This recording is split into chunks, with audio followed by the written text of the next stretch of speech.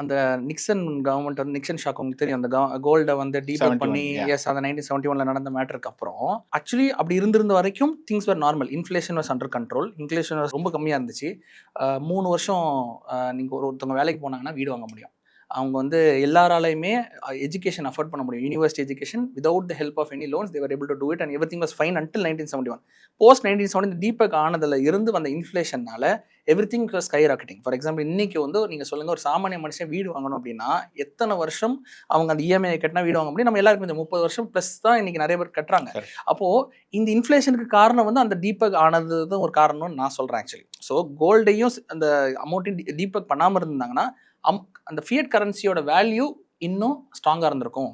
இப்போ நம்ம ஐஎன்ஆர் வந்து தொடர்ச்சியாக வந்து US டாலர்ஸ்க்கு அகேன்ஸ்டாக விழுந்து இப்போ 95 வரைக்கும் தொட்டுட்டு வந்துச்சு. ஸோ இன்னும் தொடுமான்னு கேட்டால் இன்னும் போகும். 100 போக போகுது. அது யாராலையும் கண்ட்ரோலும் பண்ண முடியாது, அதை ஸ்டாப்பும் பண்ண முடியாது.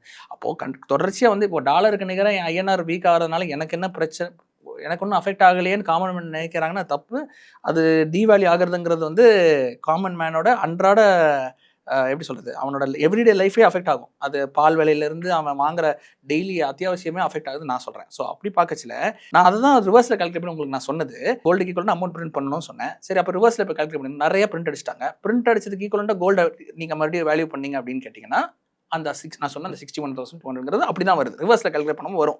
M2 மணி குளோபல் ஃபியட் கரன்சி சப்ளையில் இருக்கிற M2 மணியை வச்சு இன்னைக்கு நீங்கள் ரிவர்ஸில் கால்குலேட் பண்ணால் இது வந்து ஃபேர் வேல்யூன்னு நான் சொல்கிறது வந்து பேஸ்ட் ஆன் டேட்டா.